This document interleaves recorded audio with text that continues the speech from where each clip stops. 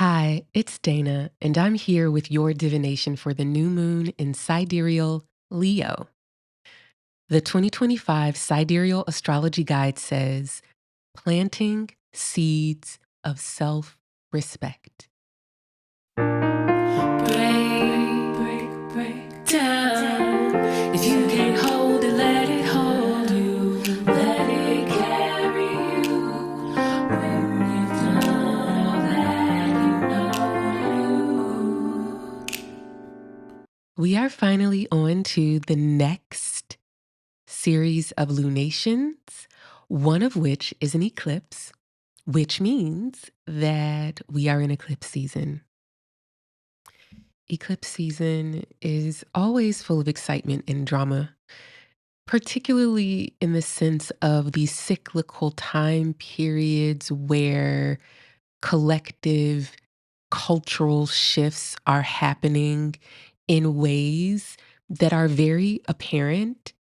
I always think about how, prior to the advent of artificial light on a large scale, eclipses were major cultural events, not just in the astrological sense, but in the sense of the light that you are relying upon to tell you what time and season it is, to illuminate your work of the day, to illuminate what would otherwise be hidden from you in ways that could be dangerous.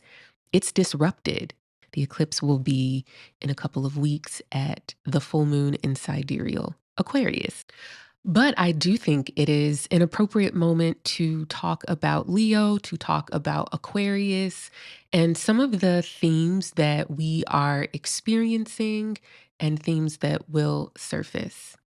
I want to read from a post and pull it up on Instagram because it is in the top of my timeline now. I want to pull up a post that I put up earlier this spring on the eclipses in Aquarius and Leo because that's when this series began.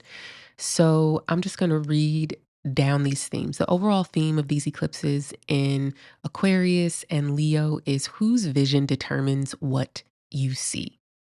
We have privacy and surveillance, being known versus being seen, invisibility versus visibility, erasure versus humiliation, ignored versus perceived, dissociation versus hubris, and self determination versus self respect.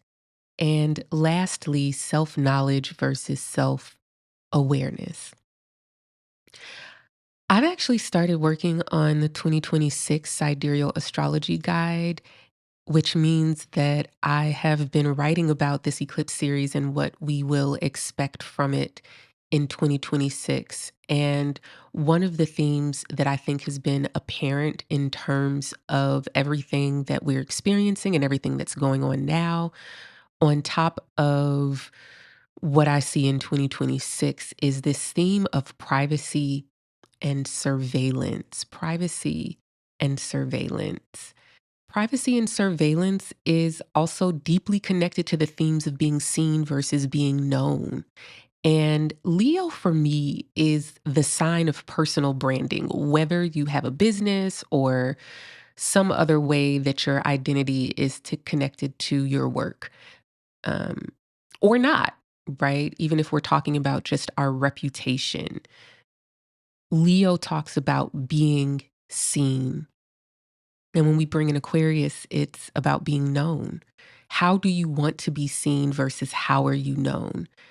I talk about Leo a lot on social media because it's one of the signs I've noticed over the years of me being a sidereal astrologer that people struggle the most with making the switch, right? So that means that people who are tropical Virgo often become sidereal Leo. And this is a struggle for them because the idea of Leo that is often talked about is vain and, um, self-seeking, attention-seeking, dramaful, big personality. That actually fits perfectly with sidereal Cancer, right? But it actually does not fit for sidereal Leo. And so this is why people have a hard time making the switch in terms of believing that that's their sign. Sidereal Leo's biggest fear is humiliation. In the Wounds and Gifts framework, which is the foundation of how I understand and interpret the signs in Divination for Liberation Sidereal Astrology, the wound of Leo is humiliation. And I really understand humiliation in this very specific way, which is to have attention or like a spotlight put on something about you physically or something you've done or your identity without your consent and often without your prior knowledge. So it's kind of like being off guard in the spotlight. A lot of times when there are child celebrities who are in the spotlight very young, they are often seen before they have the capacity to know themselves. And I think that this is a common experience for most people with sidereal Leo placements. Being seen before you have the opportunity to know yourself, which means that people are telling you who you are before you've even become aware that you have a self, before you've had the opportunity to experience that self out in the world, before you've had the chance to decide which parts of yourself you want to show and which parts you want to be seen. This humiliation is not always in the form of criticism or being scrutinized, although it often is that, right? I've had so many clients whose parents, under the guise of trying to protect them from being caught off guard by how people will see them and judge them in the world, become that judgment, become that bully for them. You know, bullying them for their sexuality or how they express and embody their gender, bullying them for their weight, bullying them for their skin color, bullying them for their hair. And it's almost like, I can't afford for you to walk around, or you can't afford to walk around not knowing how other people see you.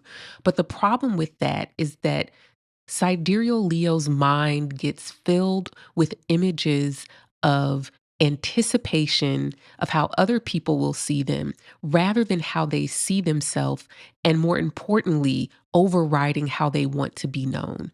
They don't even get a chance to do that Aquarius work of self determination, determining for themselves how they want to be known. Instead, they are fighting with the demons in their head that have been planted from a very young age, that people are watching them and that people are judging them. And so you need to know how you look to people. This is not always physical appearance, but it can be. Maybe it is, again, parts of your identity or how you perform gender or race or class. This can also be on the other side in terms of praise. I know that, like, we want to make our children feel proud of themselves and we want them to have confidence. But there is such a thing as too much praise, particularly when you don't recognize as a parent the power you have in shaping your child's self image. That if you heap on praise for the things that you value, or you heap on praise for the things you believe society will value in your child, it can have the same effect as the criticism and the bullying, in that, again, that child doesn't get to know themselves before they are seen in this very particular light. This is why this eclipse series, or in part why this eclipse series, is about whose vision determines what you see.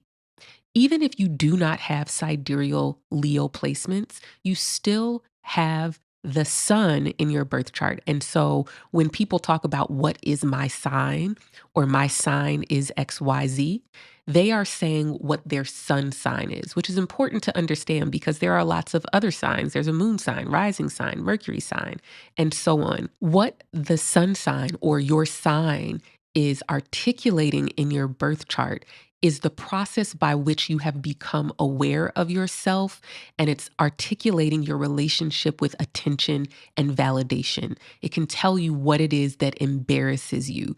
It tells you how you want to be seen. So let's take a moment this time and do some sun sign interpretations. And I always like to pull this up in my guide just to make sure I don't forget any signs. Okay. So let's start with let's start with Cancer because we've already kind of talked about Leo, but let's start with Cancer. Cancer is the feeler. On August 16th, the sun entered sidereal Leo, and in the 2025 sidereal astrology guide, I wrote focusing on projecting confidence. This is a way that we interface, I think, with authenticity. We think authenticity is like showing who you are and what you think and what you feel and what you believe all the time. And I just think that's stupid. I think that context is so important in that there are certain contexts where I want to be felt and other contexts where I want to be respected for my knowledge. There are certain contexts where I want to be taken care of and catered to. And there are other contexts where I really want to be believed. I want to debate and joust with ideas, right? So context is really important. And the sun in Leo, focusing on projecting confidence is going to activate the sun in your birth chart, which is why I went through and did all of the meanings of the sun in our birth chart based on its sign. Projecting confidence is really about that personal brand thing, our reputation. How are we seen and known by other people? What is the image of us that exists in the minds of other people? And how does it align with, or how is it in misalignment with how we want to be seen and known by people, right? One of the really interesting things about social media, which for me is always tied up into eclipses and transits in Leo and Aquarius, because Saturn was in Leo in around 2005 ish when the social media platforms really, really, really took off, when the mommy bloggers really, really took off. And we went on this mad dash to share as much about ourselves as possible because it became a third place for us to find community, to be validated, to make money, to make connections with each other, so on and so forth. For me, social media is such an integral part of these eclipses, integral part of this new moon, and any Aquarius and Leo transits because it is where we create avatars and personas that we project out into the world. Social media brands and influencers is about how much space you take up and how much your self image is respected and what you are known for in a way that makes people flock to you, gets you more attention, and most importantly, in this society, to be able to monetize the attention that you garner. I think that we have reached this tipping point of what some people have called the attention economy, but I think more deeply it is about the ways that we have prioritized the perception or sense of sight over all else. That the narrative shaping the battle over making meaning, which I think is at the root of every political struggle. It is the fighting for the right to determine what things mean, right? What your body means, what your behavior means, what your tone of voice means, what your skin color means, what your gender means, what this historical event has meant. That's at the root of every political struggle for me. So as we are at this tipping point where the sense of sight has reached like its peak in dominating the way that humans engage with each other and the world, now the tables are turning. And part of why the sense of sight can no longer dominate is because of AI. And this actually really connects for me to the Pisces Virgo eclipses that are wrapping up. The last of that series is on September 21st, and it's a new moon solar eclipse in Virgo, which when we get to that, we've had four of those. If you read in the guide for September, you'll see how I broke that all down. Or you can come to next month's astrology meetup, which will be on Wednesday, September 8th. I'll make sure to update the link for that in my bio on Instagram and in the description of this podcast episode. But what AI has done, it has made it such that you really cannot trust your eyes. What did I literally just say about Virgo sun? And if you didn't hear it, then you know where to go hear it. But um, to be able to trust that people and things are what they appear to be. And the South Node has been in Virgo during the duration of this eclipse series, and the North Node has been in Pisces, which is to say, no, you cannot trust that what things appear to be are actually what they are. And the North Node in Pisces is saying, actually, you need to tap into your ability to recognize patterns and the role that your emotions and bodily functions play in sniffing out discrepancies and contradictions between things, right? So this perception of sight is on the decline. We AI is the ultimate peak of human perception of sight dominating, because now there is absolutely no way to blanket trust your eyes. And not to say that it's always been that way, but at the very least, if you were looking at a video, you could tell if it was a real person, a deep fake, or animation or CGI.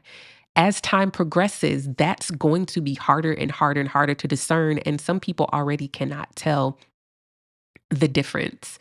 This also goes along with something that I've talked about a lot on social media and in other episodes of this podcast, which is the decline of the written word, because the written word and the perception of sight go together.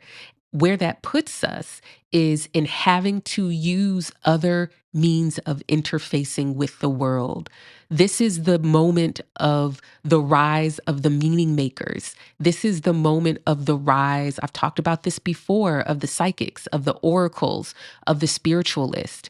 I don't think that this is the rise of clergy in the traditional sense of organized religion, but I do think clergy in a redefined form in non-formal or informal ways is also on the rise, right? So focusing on projecting confidence with the sun in Leo right now is happening in a really interesting climate or interesting context, because skepticism is at an all-time high and getting higher. I've talked about this being the season and time of the skeptic, but the reason we're in the season and time of the skeptic is for two reasons. One I just talked about, which is you cannot trust your eyes and you cannot trust what you read. But what is connected to that is that because we don't actually live in a meritocracy, I talked about this before, because we don't actually live in a meritocracy, we do not have a society where we can trust that someone with the label expert is actually an expert.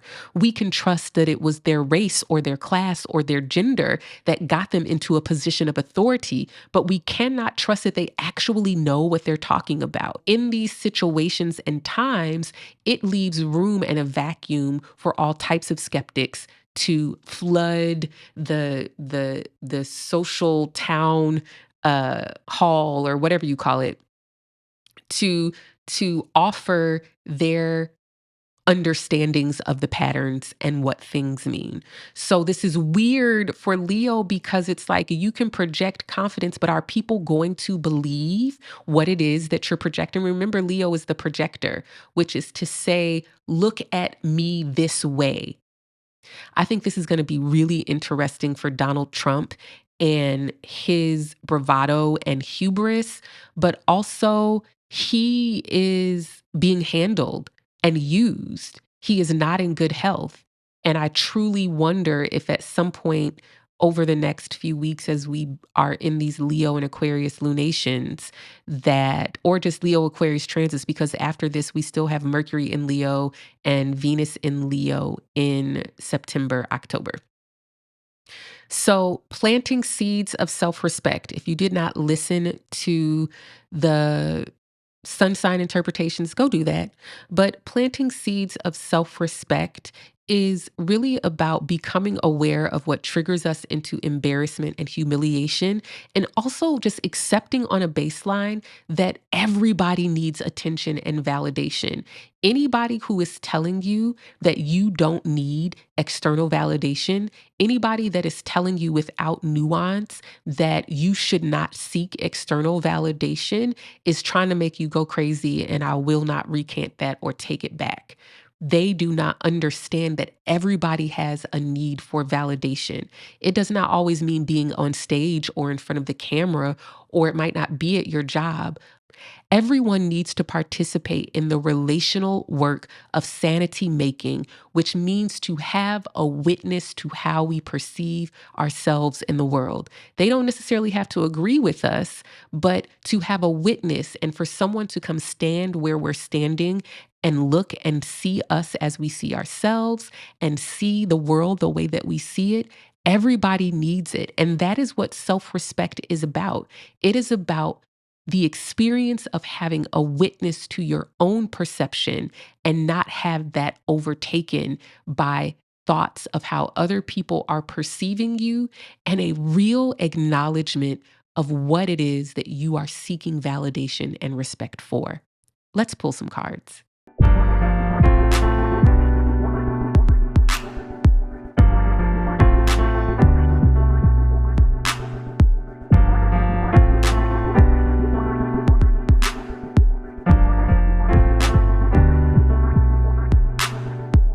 All right, the card on the bottom is going to be our context for this reading. And we've got the Seven of Pentacles, which is a card of waiting, but it's waiting after having already planted seeds, after we have done the work of preparing the ground for what it is that we want to plant, which at this time is planting seeds of self respect. How do we plant seeds of self respect? Well, as I said before in the astrology divination portion of this episode, we plant seeds of self respect by first acknowledging the need for respect and validation and coming to terms with what that looks like for us, but also understanding who we want to be respected by, who we want to be seen by. That's a loaded question. I'm not going to get into it now, but the card, the Seven of Pentacles, is about maintaining the ground in a way that supports the rooting of those seeds and eventually a harvest. It's really not much to do when the Seven of Pentacles comes up. It's just like you gotta let things play out. You have to let nature take its course in a certain way. And hopefully you plant it at the right time and nature cooperates with you. All right, we've got the Fool, which we have seen a lot on the Divination for Liberation podcast, and the Knight of Wands. Oh, this is really, really, really interesting because the Fool has come up historically on this podcast in relation to Pisces transits and Pisces lunations. And the Fool in these contexts has often meant releasing baggage, letting go of assumptions. The Fool in our relationship with the tarot on this podcast for the past year plus has been about releasing previously held assumptions so that our belief systems can change, right? That's been related to the eclipses in Pisces and Virgo, and now Saturn in Pisces. And of course, if I've said before, we've got that eclipse in Virgo, the last one of this series on September 21st. So the Fool is reminding us that we are still doing the work of changing our belief systems. We are still releasing assumptions. We are still letting go of ways of interpreting things go. We are still recognizing what we have been indoctrinated to believe, and we are letting that go. We are making room for new patterns to emerge. We are making room for new interpretations to surface, and understanding that it is a part of human evolution that we cyclically change our belief systems. We question our indoctrination. We have skepticism when contradictions become too unbearable to smooth over with our existing assumptions. The Fool with the Knight of Wands is really, really interesting to me because both of these cards together offer a statement about the Seven of Pentacles, which is to say, we have been tilling the same ground over and over again, expecting the seeds we planted to bear fruit. And there is a sunk cost fallacy in that we feel like if we stop now, we will miss this inevitability that they will bear fruit. But I think the Fool and Knight of Wands is just like, nah, actually, that's not going to bear the fruit that you think it is. It is not going to materialize in a harvest. And as a matter of fact, there are some assumptions you've been holding about yourself. And there are these specific ways, I don't know who this is for because I'm about to give a word, but there are some specific ways that you have been avoiding embarrassment that have not led to the impact that you want to have in your relationships, the experiences you want to have in your relationships. It has not led to the career path and trajectory that you want. It has not resulted in professional validation and respect. It has not resulted in changes in your community that you are longing for and craving. It has not changed the behavior of people who mistreat you. It has not convinced anybody to see you as human. And as a matter of fact, you've been wasting your time. But this is nothing to judge yourself harshly for because you are just doing what it is that you're supposed to do. You plant the seeds, you water, you fertilize, you protect it from inclement weather, and you feed it and hope that nature cooperates with you so that it can bear the fruit that you planted. But the Fool and Knight of Wands is saying, like, it's no judgment if you give up on that now. What is it that you have been pouring and pouring and pouring and pouring so much into because your ego and sense of self-worth is attached to it? What is the self that you have projected into the world that you have been committed to being seen as that no longer aligns with the self that you are now? Think back to 2016 and 2017 specifically. What is the self that you were coming into awareness of, that you took steps to create an image and story and reputation around, whether that is professionally, whether that is in your most intimate relationships? How was it that you just needed to be seen in 2016, 2017, 2018? And how is the you that you are now, or the self that you're wanting to be seen and known as, no longer in alignment with that? Again, this can be professionally, this can be in your relationships, but I very strongly encourage you to go and listen to the sun sign interpretations that I offered, because for each of those, I talked about what makes each sun sign embarrassed. everybody gets embarrassed. Everybody feels self-conscious. Self-consciousness is knowing that you're being perceived, knowing that people are looking at you, and the mental gymnastics we do to try to perceive what it is that people see when they look at us. But more often than not, the thing that we perceive or believe people see when they look at us is not actually rooted in the reality of what's going on in that moment. It's often rooted in our own insecurities. The very thing that you're insecure about is the thing that you often think people are thinking about you. And everybody has a projector in them. Yes, Leo is the projector, but everyone has a projector in them. And it is to protect us. It's not wrong. If you were parentified Capricorn sun and you had to take up as little space emotionally as possible because there was no emotional space for you in the bodies and emotional experiences of your caregivers, of course it's going to trigger you to be perceived as being in need. Of course you are going to avoid emotional displays of vulnerability because it did not elicit care from your caregivers, right?